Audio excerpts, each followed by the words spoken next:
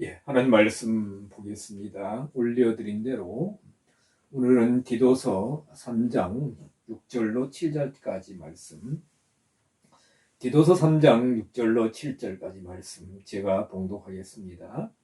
성령을 우리 구주 예수 그리스도로 말미암아 우리에게 풍성히 부어 주사 우리로 저의 은혜를 힘입어 의롭다 하심을 얻어 영생의 소망을 따라 후사가 되게 하려 하심이라. 아멘. 자, 우리가 지난주에는 5절을 중심으로 해서 구원의 은혜라는 제목으로 말씀을 나누었습니다. 구원은 우리의 행한 의가 아닌 하나님의 긍휼하심을 좇아 중생의 씻음과 성령의 새롭게 하심으로 하셨다라고 성경은 말씀하고 있습니다. 그러면서 6절 오늘 우리가 본 대로 성령을 우리 구주 예수 그리스도로 말미암아 풍성히 부어 주셨다. 성령의 새롭게 하심인데 성령을 우리 구주 예수 그리스도로 말미암아 풍성히 부어준다. 자, 예수 그리스도 우리가 성경에 보면 예수, 주 예수, 예수님 이렇게 나올 때도 있고 그리스도 이렇게 나올 때도 있고 예수 그리스도 이렇게 나올 때도 있습니다. 표현이. 오늘이 보면 이제 오늘 성령 강림절이죠, 그죠? 성령 강림절입니다. 그래서 제가 이 말씀을 준비하면서 오늘 성령 강림절 주일 저녁에 또 이 말씀을 전하는구나 라고 이제 좀 더 생각했습니다. 자, 우리가 예수라는 이름은 우리가 잘 알다시피 마태복음 1장 21절인가요? 아들을 낳으리니 이름을 예수라 하라. 이는 그가 저희 백성을 저희 죄, 우리 한글 성경은 그렇게 되어 있습니다만은 원전에 보면 죄들, 영어 성경에도 신스, 죄들에서 구원하신다. 구원할 자이심이라 했습니다. 그래서 예수는 헬라어로 하면 예수스죠. 발음하면 그렇습니다. 영어로는 우리가 너무나 잘 알다시피 지저스, 그리고 구원자, 그리스도는 요한복음 1장 14절에 보면 메시아로 했습니다. 메시아. 그리고 메시아는 번역하면 그리스도라 했습니다. 메시아는 히브리어 단어죠. 그죠? 마시아흐 이런 단어인데 우리가 헬라어로 번역하다 보니까 메시아 그럽니다. 그래서 그리스도는 뭐냐? 기름 부음을 받은 자다. 그래서 그리스도는 통치를 의미합니다. 자, 구원받은 성도가 그리스도의 통치를 받아야 된다. 그렇죠? 그리고 베들레헴에서 난 나게 된 아기 예수는 뭡니까? 이스라엘의 그 다스린다. 우리가 마태복음 보면 그 다스린다 하면 어떤 그 법령이나 뭐 이렇게 때로는 세상에서는 어떤 규율 또 세상에서는 어떤 힘에 의한 다스림이지만은 그 마태복음에 나와 있는 다스린다는 단어는 헤게오마이라는 단어인데 말로서 설명으로 설명한다는 거예요. 그래서 말로서 설명해서 말로서 그 설명함으로 인도한다, 이끌어간다. 그렇죠? 그것이 다스림의 가장 큰 하나님의 다스림, 예수 그리스도의 다스림의 가장 큰 원리죠. 원리입니다. 말씀을 주어서 그 말씀에 아멘으로 화답하고 공감하고 그 말씀에 순종하여 그 통치에 굴복하는 기쁨으로 다스림을 받는 그 헤게오마이. 그래서 사실 그 성령을 여기 보면은 풍성히 부어주사 할 때 붓는다 하는 단어는 에케오라는 헬라어 단어가 사용됩니다. 에케오는 그냥 이렇게 뭐 방울방울 떨어지는 것이 아니라 쏟다, 부어주다, 쏟아내다. 그러니까 아주 많이 아주 충분하게 부어주시는데, 그렇죠. 우리가 잘 알다시피 예수님 승천하시면서 예루살렘 머물러 있으라. 성령이 임하시면 너희가 권능을 받고 예루살렘과 온 유대와 사마리아 땅 끝까지 이르러 내 증인이 되리라. 아버지 약속하신 것을 기다리라. 성령이 임하시면 너희가 온유대와 예루살렘과 온유대와 사마리아 땅끝까지 이르러내 쟁인이되리라. 그래서 오순절 때 마가의 다락방에 성령의 임함으로 놀라운 일들이 일어났던 것을 우리는 너무나 잘 알고 있습니다. 자, 오늘날도 사실 우리가 이 성령 충만을 많이 말하고 있고요. 또 성령의 은사를 말하고 있습니다. 근데 여기 보면 우리가 알다시피 우리가 지난주도 보았지만 5절에 성령을 통해서 성령의 새롭게 하심이라고 했어요. 성령의 새롭게 하심. 그러면 우리가 성령의 충만함을 받은 성도들이 과연 새로워졌느냐? 우리가 지난주에 보았지만은 사울 왕도 초기에는 성신이 임했을 때 새 마음이 있었으며 하나님께서 새 마음을 주셨다. 중생의 씻음, 우리 지난주에 보았습니다. 그런 표현도 하지만 우리는 요즘 들어서 뭐 이제 서울에 오는 대형교회에서 신사도 운동이다. 새로운 그 사도 시대의 그 어떤 권능과 능력을 나타내는 성령의 운동 뭐 그런 것이 있었습니다만은 그런 무브먼트가 있었죠. 그런데 많은 또 이렇게 우려를 자아낼 만한 그런 또 문제점으로도 있었습니다. 뭐냐면 성령의 임하심이 어떤 능력을 행할 수 있습니다. 우리가 고린도전서 12장에 보면은 그 9가지 은사가 나오지 않습니까? 12가지 은사인가요? 뭐 지혜의 말씀을, 지식의 말씀을 9가지 은사인가요? 그렇죠? 뭐 믿음을, 병 고침을, 또 능력 행함을, 방언을, 영 분별을, 방언 통역함을 쭉 나옵니다. 그래서 성령의 은사를 사모합니다만은 중요한 것은 내적인 변화가 있다 이거예요. 하나님의 마음을 닮아가고 또 뭡니까? 깨끗해 되기를 원하고 그런 새로움이 있느냐. 근데 이런 성령이 풍성히 부어주심을 말미암아 우리에게 풍성히 부어주심으로 말미암아 오늘 7절에 보니 우리가 저의 은혜를 힘입어 의롭다 하심을 얻어 영생의 소망을 따라 후사가 되게 하려 하심이라. 사도 바울은 여기서 성령의 풍성하게 부어주심을 통해서 어떤 이 디도서에서는 어떤 능력을 행하고 외적인 권능을 행하고 뭐 방언을 말하고 통역을 하고 병을 고치고 뭐 이런 것에 중점을 두지 않고 은혜를 말씀하시면서 의롭다함을 얻는다, 칭의를 얻고 영생의 소망을 가진다. 성령이 부어주심으로 말미암아 은혜를 통해서 칭의를 얻고 영생의 소망을 갖고 후사가 되게 하십니다. 그러니까 성령을 통해서 뭔가 지금까지 몰랐던 새로운 은혜가 임하고 새로운 것을 분별해서 새로운 소망을 가지고 뭡니까? 영원한 하나님께서 주실 어떤 영원한 기업, 영원한 하늘 본향에 대한 영원한 하나님 주시기로 약속하신 그렇죠? 하나님의 축복, 영원한 또 하나님 나라, 이런 나라를 물려받을 수 있는, 소유할 수 있는 물려받는 후사라는 것은 상속한다는 거죠. 하나님 나라의 영광을 상속하는 그런 소망을 갖게 하려고 성령을 풍성히 부어 주신다는 겁니다. 자, 우리가 성령은 우리가 알다시피 요한복음 14장 17절에 진리의 영이라고 성경은 말합니다.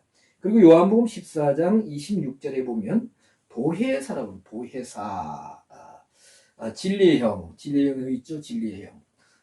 요한복음 14장 26절 보혜사, 보혜사는 파라클레토스라는 거. 파라클레토스는 뭐냐 하면 중재를 한다, 위로를 한다, 위한 자가 된다. 즉 파라클레토스는 곁에 있다, 곁에서 불러준다는 이런 두 단어의 합성입니다. 가까이서 부르다, 초청하다, 위로하다라는 파라칼레오, 가까이서 부른다라는 동사에서 파생된 명사형입니다. 그래서 이 단어를 우리가 중재자, 위로자, 위한자, 그래서 보혜사라고 합니다. 요한복음 14장 26절에 보면 예수님께서 곧 보혜사, 곧 내 아버지께서 내 이름으로 보내실 성령, 그가 너희에게 모든 것을 가르치시고 내가 너희에게 말한 모든 것을 생각나게 하시리라. 성령은 진리의 영이기 때문에 진리의 영이 오시면 예수님이 말씀하신 것을 생각나게 하시고, 그렇죠? 가르치시고 생각나게 하신다. 성령이 제일 뭡니까? 우선적인 사역이, 제일 중요한 사역이 뭡니까? 말씀에 대한 사부함과 말씀에 대한 조명하심. 신학적으로는 성령의 조명하심이라고, 조명. 빛을 비추어서 어둠에 있는 것을 뭡니까? 보여준다. 가르쳐준다. 드러낸다. 성령의 조명하심. 그래서 요한복음 14장 16절에서도 또 다른 보혜사를 보낸다 하시면서 26절에 보면 성령님이시다라고 말합니다. 우리 한국교회는 참으로 이렇게 참 놀라운 외적인 부흥을 일으켰고, 외적인 부흥 가운데 또 내적인 심령의 변화라든가 많은 일들이 일어났습니다. 그런데 보면 우리 한국교회 그 짧은 그 역사 가운데, 교회 역사 가운데 자신이 뭐 하나님이다, 자신이 뭐 보혜사다, 이런 사람들이 가끔 있었습니다.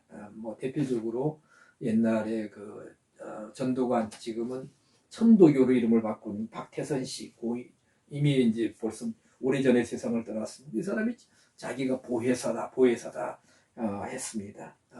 그러면서 또 다른 보혜사를 예수님 보내주신다고 했는데 자기가 보혜사다. 뭐 옛날에 그 사람이 장로였다는데 뭐 한참 뭐 성령이 뜨거운 놀라운 은혜가 임할 때, 은사가 임할 때는 굉장했었다라는 이제 후문이 우리에게 들려주고 있습니다. 그래서 사람들이 이런 보혜사가 박태선이냐 아니면 또 다른 사람이냐, 그래서 그 좀 믿음이 조금 못 미치는 약한 분들은 구분하기가 굉장히 힘들어요. 왜냐하면 어떤 외적인 은사가 가장 아주 강하게 막 뜨겁게 나타나니까 많이 현혹되기도 합니다만은, 제가 그 전에 원어 강의해 놓은 강의에 보면 제가 이렇게 제목을 정해서 이런 제목으로 강의해 놓은 것이 있습니다. 인간 보혜사는 없다. 인간 보혜사는 없다라는 제목으로 여기서 또 다른 보혜사를 보낸다 했는데, 영어로 말하면 아들이나 어나들이겠지만은 헬라어의 알로스라고, 그 알로스의 단어가 의미하는 바가 무엇인가라는 것을 제가 자세하게 상세하게 말씀드리면서 인간들 가운데 우리나라뿐만 아니라 다른 나라에서도 뭐 자기가 하나님이 예수님 보내실 보혜사라고 주장하는 사람이 있었겠으면 절대로 인간 보혜사는 예수님 보내실 그런 같은 성령과 같은 보혜사는 없습니다. 그것을 우리가 원어적으로 잘 구분하면 그들이 얼마나 성경에 무지해서, 그리고 그런 무지한 성경에 대한 오해로 많은 사람들을 기만하고 현혹했는지 우리가 알 수가 있습니다. 자, 성령은 사도행전 1장 8절 아까 초반부에 말씀드렸던 것처럼 증인되게 하는 성령이다. 즉 새로운 사명을 감당케 한다는 것입니다. 우리가 아무리 성령을 뜨겁게 받아가지고 머리끝부터 발끝까지 받아서 펄쩍펄쩍 뛰고 뭐 우리가 상상할 수 없는 감히 말할 수 없는 많은 권능과 능력을 행한다 할지라도 예수 그리스도와 복음에 대한 증거가 되지 않는다면, 증인이 되는데 증거하는데 사용되지 않고 만약에 그것을 통해서 병을 고치고 기적을 일으키고 해서 만약에 어떤 자기의 유익을 취하고 어떤 자기의 명예나 성공, 영달의 도구로만 사용한다면은 그러면 참으로 불행한 겁니다. 우리가 알다시피 보면 모세가 애굽에서 이렇게 바로 왕에게 10가지 이렇게 하나님의 능력으로 능력을 행할 때에 보면은 그들을 대적한 술사들이 있습니다. 얀네와 얀브레죠. 얀브레가 신약 성경에 나옵니다만 두 번째 그 기적까지는 행했지 않습니까? 그래서 고린도후서 11장 3절 4절에 보면 다른 복음, 다른 예수, 다른 성령, 다른 복음을 말합니다. 거기도 보면은 헤테로스로 다르냐 알로스로 다르냐 했지만은 갈라디아서 1장에도 다른 복음은 없다 그럽니다. 그래서 오늘 제가 이렇게 감히 말씀을 드리는데 한국교회에 이런 역사하는 영들을 보면 조심스럽게 말씀드립니다만은 많은 경우들이 진리의 성령이 아니라 다른 영의 역사가 많이 있습니다. 그걸 구분하지 못해요. 성령은 성결의 영이고 하나님의 영이고 아들의 영이고 그렇죠. 진리의 영이고 그렇죠. 양자의 영이고 성결의 영입니다. 그럼 성령을 받으면 뭡니까? 하나님을 증거하고 예수님을 증거하고 그렇죠. 성결케 되고 진리를 추구하게 되고 진리에 대한 열정이 있어야 되고 또 그리스도를 증거하는데 그 성령의 이렇게 성령의 은사를 활용하고 그래야 되는데 성령을 받았다 하면서 이상한 그 자리를 나가려고 그러고 이상하게 어떤 자기의 영달이나 자기의 목표를 추구하는 것을 또 봅니다. 그리고 겸손하지 못하고 오만하고 또한 이렇게 세상 것을 지나치게 탐하는 그런 경우들을 봅니다. 그래서 성령은 아까 뭐라고 했습니까? 예수 그리스도 아주 굉장히 중요합니다. 구원받은 성도 예수 뭐예요? 구원 그리스도 통치. 그래서 예수님을 믿어 구원받은 성도들이 그 말씀 안에서 그리스도께 통치하고 하나님께 다스림 통치가 되고 뭡니까? 다스림을 받을 때 말씀에 순종할 때 성령을 풍성히 부어주신다는 거예요. 그래서 사도행전 5장 32절에도 사도 그 베드로가 이렇게 표현했죠. 하나님이 자기를 순종하는 사람들에게 주신 성령. 자, 언제 성령을 주시느냐? 자기를 순종하는 사람들에게 성령을 주신다. 사도행전 5장 32절입니다.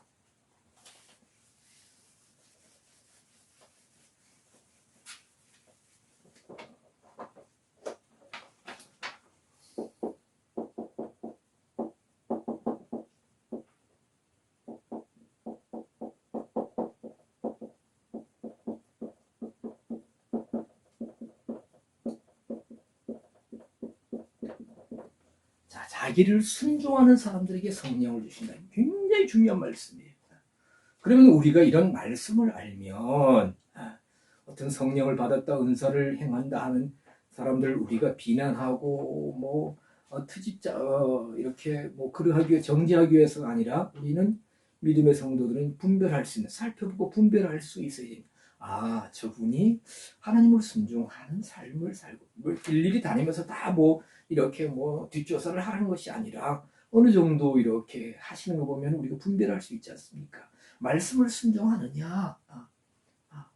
말씀도 순종하지 않고 하나님 앞에 하나님을 순종하지 않고 뭐예요? 뭐 그런 아까 말씀드린 여러 가지 세상 것을 탐하고 말씀과 하나 되는 삶을 살지 우리 다 모두 그렇습니다만은 정말 드러나게 그런 삶을 살아가는 분이 성령을 받았다 하면서 뭐 이렇게 뭐 많이 하는 걸 보면 우리가 분별할 수 있어야 돼요. 이것을 순종한다는 단어는 페이달케오라는 단어입니다. 페이달케오.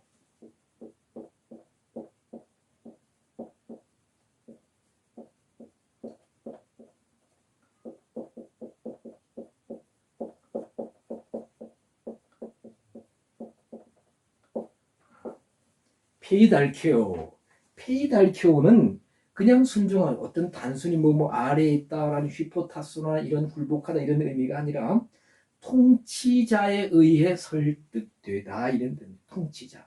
그렇죠. 페이달케오는 완전히 순종하는 거예요. 그런데 통치자가 어떤 논리, 어떤 정당한 권세를 가지고 이렇게 설득해서 거기에 설득되어서 통치자의 권위에 의해서 이렇게 뭡니까? 순종하는 겁니다. 따르는 거예요. 행정장관에게 굴복하다. 행정장관에게 굴복하다. 그렇죠. 우리가 과거에 보면 이렇게 부정을 저지르던 지방의 관리들이 뭐예요? 암행어사 갖다 딱 하면은 그렇죠. 뭐 나이 50, 60 넘은 지방 관리들도 뭐 20대 새파란 암행어사 앞에 꼼짝도 못합니다. 왜? 행정장관, 행정의 어떤 체계에 의해서 권위를 가지고 와서 이렇게 권위와 함께 와서 어떤 권위를 시행하기 때문에 행정적인 절차를 시행하기 때문에 그 앞에서 이제 그래서 혼자 못하죠. 그래서 옛날에 뭐 암행어사 뜨면 산천초목이 벌벌 떤다 이런 표현이 있습니다만은 그렇죠. 그렇습니다. 바로 이것이 페이달케오예요. 페이달케오. 순종은 억지로가 아닙니다. 그 권위가 정당한 권위. 하나님의 말씀이 진리이고 공평하시고 의롭기 때문에 거짓이 없기 때문에 뭡니까? 편협되지 않기 때문에 정당하기 때문에 그 말씀에 기쁨으로 따르는 거예요.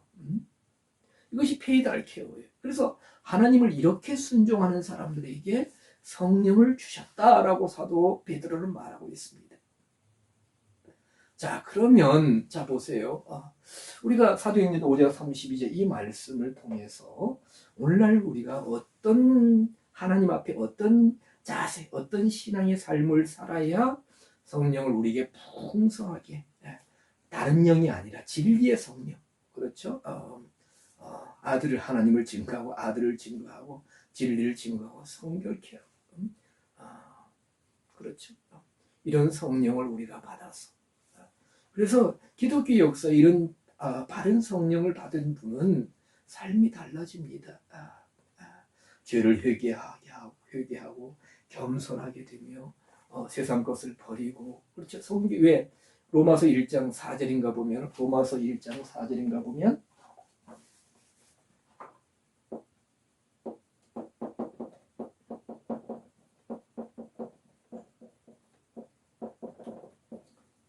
성결의 영이에요.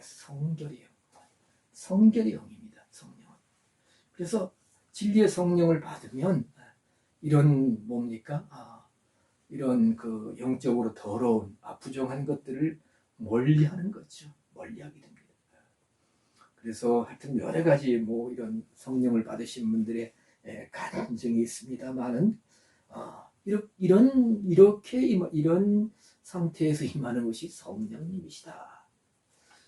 초반부에도 말씀드렸습니다만 오늘이 성령 강림 주일입니다.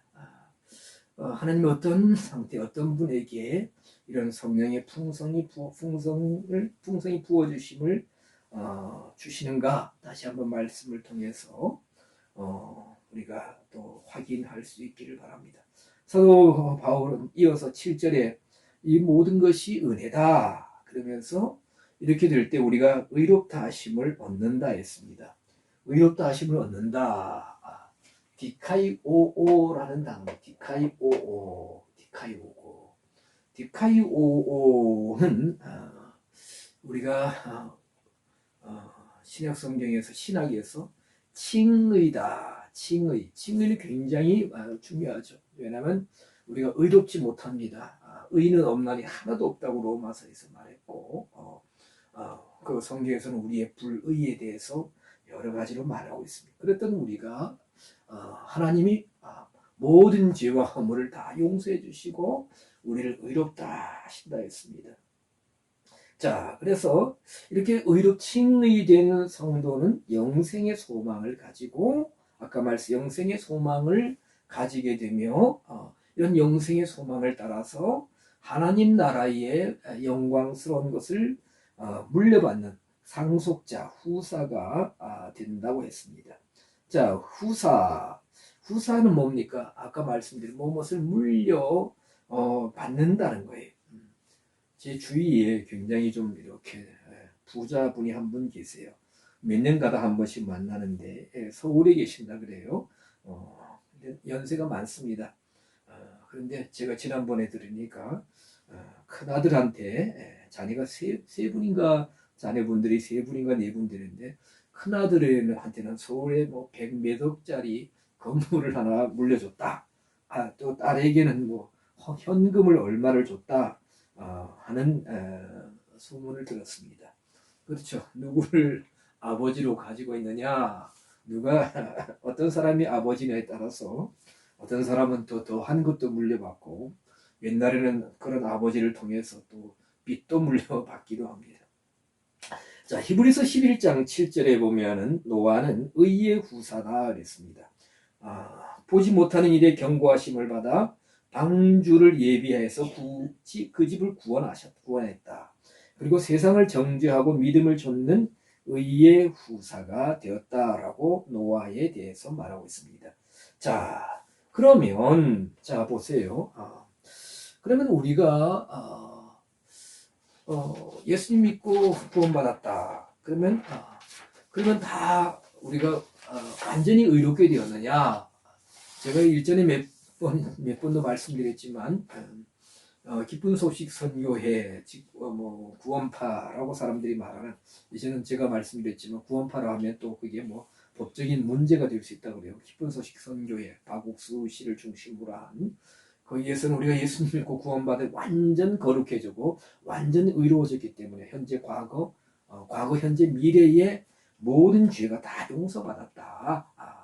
다시는 죄를 위해서 고심할 것 없고 죄 문제 완전 해결되었다. 그래서 죄인을 할 수 없다. 그 내용을 그 전에 그들이 가르쳤습니다. 자, 칭의와 구원과의 관계에는 많은 분들이 설교를 하시고 많은 강의도 하시고 많은 또 책들도 있습니다. 많은 자료가 있습니다. 근데 우리가 이렇게 보면 칭의, 의롭다 칭함을 받은 성도는 오늘날 우리가 예수 믿고 죄들 용서함을 받으면 거룩하게 되었다, 의롭게 되었다 하는데, 우리가 볼 때에 그런 성도들이 다 정말 다른 세상의 소망을 다 버리고 뭐예요? 오직 영생의 소망만을 가지고 있느냐? 영생의 소망으로 충만하고 있느냐? 영생의 소망을 위해서는 어떤 세상 것도 정말 관심도 없고 사랑하지도 않고, 물론 그런 것도 우리가 있어야 살지만 그런 것은 정말 미미한 것으로 여기고 하찮게 여기고, 영생의 소망만을 위해서 우리가 충만한 삶을 살아가고 있느냐? 영생의 소망을 가지고 있느냐? 하나님 보시기에 정말 하나님 나라를 물려받을 수 있는 그런 뭡니까? 후사의 자격을 가진 저와 우리 모두가 그런 영적인 상태에 있느냐? 아니면 친히 의롭다 하심을 받은 성도인데 하나님 보시기 영생의 소망은 별로 없고, 세상에 물질이라든가 세상의 어떤 명예라든가 세상의 쾌락, 욕심, 탐심 이런 것에 더 관심이 있느냐? 영생의 소망과는 전혀 관계가 먼 것처럼 살아가지 않느냐? 하나님 보시기에 또 우리 보기에 저런 내가 이렇게 산다면, 아니면 저런 믿음을 가지고 저런 신앙을 가지고 과연 하나님 나라를 기업으로 받을 수 있겠느냐, 후사가 될 수 있겠느냐 라는 회의가 든다면 우리는 심각하게 우리의 신앙을 말씀으로 진단을 받아야 할 것입니다. 히브리서 11장 16절에서는 아브라함과 그 가족의 믿음에 대해서 더 나은 하늘 본향을 사모하는 삶을 살았다. 그래서 이 땅에서는 나그네다. 이렇게 사람들이 증거했다는 것입니다. 그래서 아브라함은 75세에 가나안 땅에 들어와서 175세까지 100년간 가나안 땅에 살았지만, 우리가 히브리서에 보면은 집을 짓지 않고 장막에 거주했다라고 했습니다. 자, 후사의 자격이 뭐냐? 로마서 8장 17절에 보면 후사가 되려면은 자녀가 되어야 후사가 된다고 했습니다. 후사는 하나님의 후사다. 하나님의 후사예요. 그리스도와 함께한 후사인데, 우리가 그리스도와 함께한 영광을 얻기 위해서는 뭘 함께 받아야 된다고요? 고난을 받아야 된다 했습니다. 세상에서는 아버지 잘 만나면 후사가 될 수 있지만, 하나님으로부터의 하나님 나라를 상속받는 후사가 되려면은 뭐예요? 하나님으로부터 받는 후사, 그리스도와 함께한 후사다. 그리스도가 어떻게 해서 하나님 보좌의 우편에 앉으셨느냐? 하나님 나라를 받으셨느냐? 그리스도는 영광을 받기 위해서 고난을 받으셨다. 우리도 고난은 영광으로 가는 영광의 길이라는 겁니다. 영원한 영광으로. 자, 그러면 아까 말씀드렸습니다. 자, 의롭다 하심을 칭의 디카이오오의 칭의만 있으면 이제 다 영생의 소망이 있고 구원받은 성도가 완전한 후사가 되는 성도이냐. 그래서 사실 의에 대한 여러 가지 또 신약 성경 헬라어 성경에서는 의에 대해서 여러 가지로 이렇게 말씀하고 있는 것을 볼 수가 있는데 크게 제가 헬라어 성경을 보다 보니까 세 가지 의를 말하고 있습니다. 세 가지 의가 뭐냐 하면은 보면 이렇게 저는 이제 획득적인 의.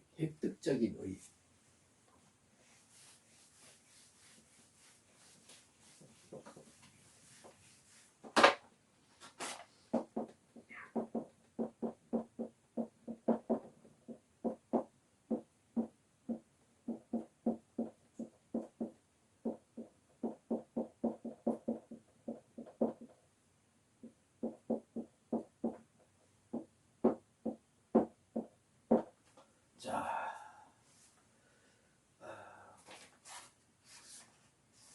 우리가 영어 성경에 보면 보통 이렇게 그 righteousness 아마 이렇게 표현될 겁니다. righteousness 이렇게 의롭다.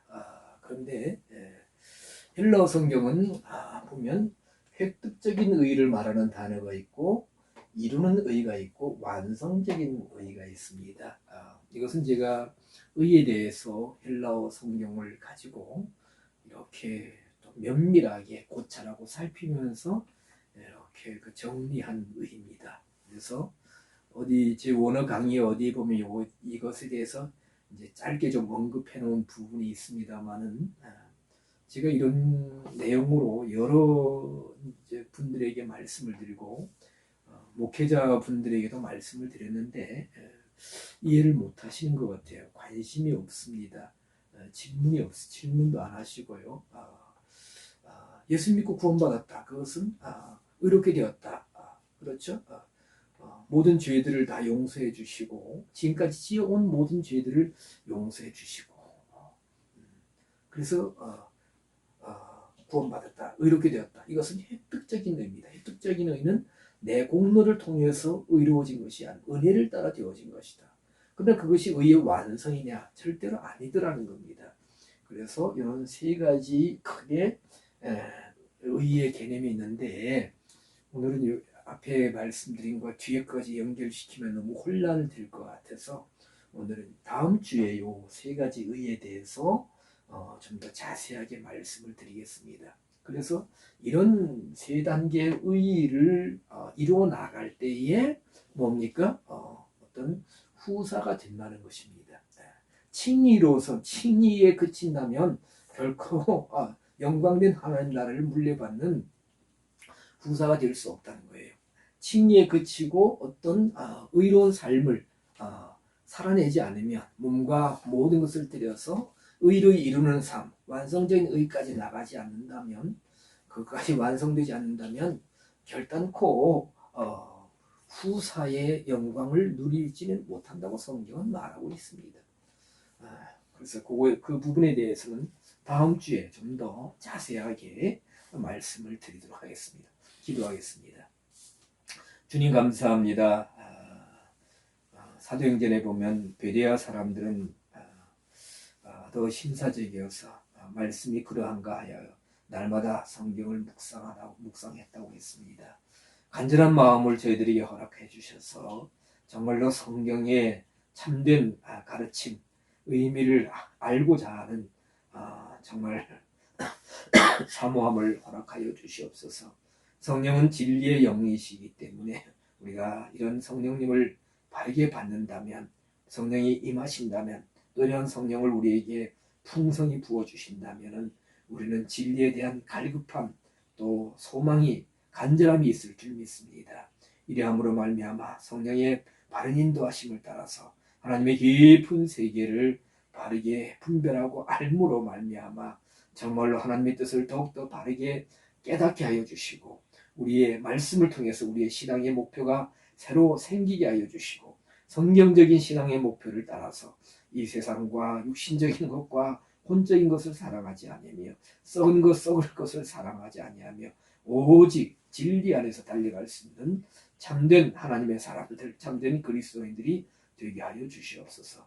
이 한밤도 평안히 쉬게 하여 주시고 말씀을 깊게 묵상함으로 말미암아 주님과 깊게 교제하며 주님 앞으로 더욱더 한 걸음 한 걸음 나아갈 수 있는 영광된 성도의 반열에 서게 하여 주시옵소서.